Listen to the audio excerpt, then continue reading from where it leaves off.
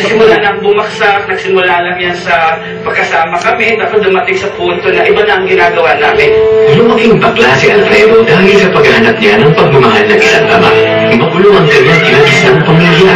Ang ama niya ay isang babaero at madalas nasasaksihan niya mismo ang pagmumulpi nito sa sariling ina. Nagkaroon ako ng bitterness sa father ko kasi parang hindi ko maintindihan kung bakit mas concerned siya sa mga anak sa labas. Pagkikipagrelasyon sa kapwa mga lalaki ang naging takbuhan ni Alfredo upang makalimot sa problema ng kanyang pamilya. Pag nakakita ako ng lalaki, naagwag ako, nagiging mahalay na yung dating sa akin, parang iba na ang motive ko habang tumatagal. Sinubukan ni Alfredo na magbagong buhay at talikdan ang imoralidad na kinasadlakan. Nag-umpisa siyang maglingkod sa isang Kristiyanong simbahan. Parang I'm tired of being again, I'm tired of being rejected by the society, by my family, by my lovers, and even by myself. Ngunit ang tanggang pagbabago ni Alfredo ay nabigo nang muli siyang makagusto sa kaibigang lalaki. Nagkaroon sila ng relasyon, ngunit di nagtagal, niloko at iniwan din siya nito. Ginawa ko, hindi pa rin ako bumalik kay Lord, naghanap pa ako ng ibang karelasyon. Ganun din, paulit-ulit, yung mga lalaking yun, pera lang kailangan. At ito na yung pinaka-point na para bang pagod na ako. Ayoko na, sabi ko, Lord, di ko na kaya, Panginoon, gusto ko na magbalik loob sa iyo. Sa gitna ng pagkaulila ni Alfredo sa pagmamahal, naging karamay niya ang programang The 700 Club Asia. Meron ako napanood sa 700 Club na isang gay din na katulad ko rin, iniwanan niya ang pamilya, nakisama siya doon sa lalaki. Then the rejection, gano'n. Ang natutuwa ko doon, bumangon siya at nagbalik loob siya sa Panginoon. Kaya nung napanood ko yun, naging challenge siya sa akin. Sabi ko, Lord, kung kaya ng tao na yun na magbagong buhay, magbalik loob sa iyo, siguro kaya ko rin, Panginoon. Noong gabing din yun, ay ipinangako ni Alfredo ang pagbabalik loob niya sa Panginoon. Kasabay ang pangako na tuluyan ng iwaksi ang pagiging isang bading. God is so good. God is a God of second chance. Kapag nakita naman ng Panginoon na may willingness ka, God is so more than willing to help you and deliver you from that past. Bilang panimula, ay iniwan ni Alfredo ang mga kaibigang bakla na kasakasama niya noon. Naging kasag din niya ang palaging pagbabasa ng salita ng Diyos upang makaiwas sa mga tukso. Yung past namin, laging nagbumulto yan from time to time. Kaya dapat lagi mong kinukote yung promise ng Panginoon. Kung sino ka, kasi naniniwala ko. Kung sino sinabi ng Lord, kung sino ka, yun ka. Isang pagpapanang maituturing din ni Alfredo ang natanggap na kapatawaran kay Jesus. Tinuruan niya rin ako magpatawa sa mga taong masama ang loob ko, sa mga magulang kong sumama ang loob ko.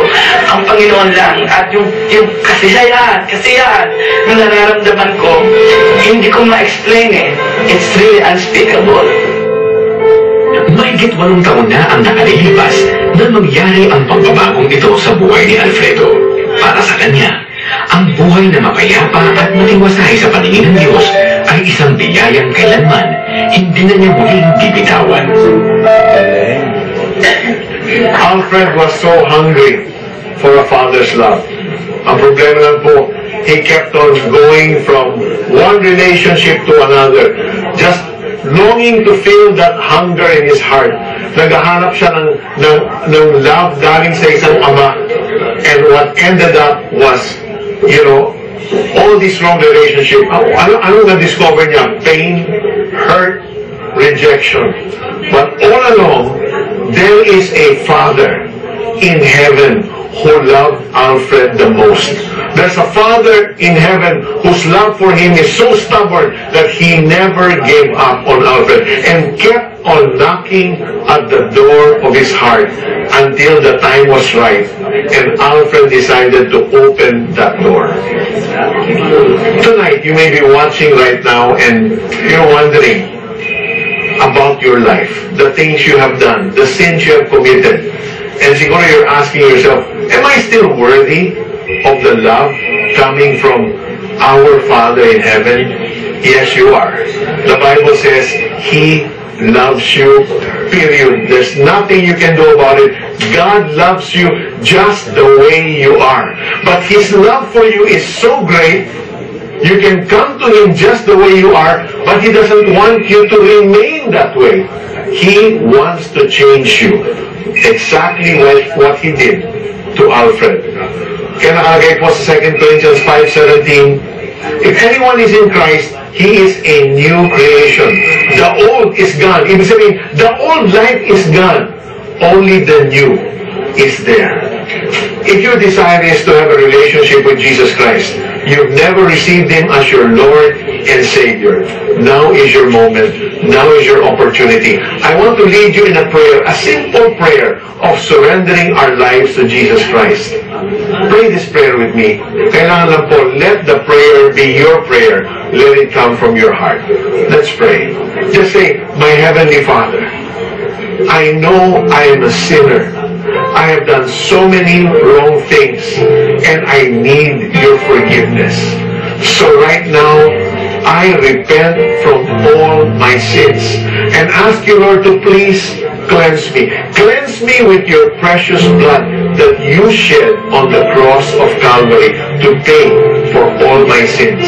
And right now, Heavenly Father, I open the door of my heart and invite you, Jesus, into my life to be my Lord and to be my Savior.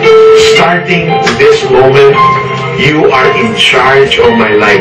I turn over my life to you. Thank you, Lord, for saving me.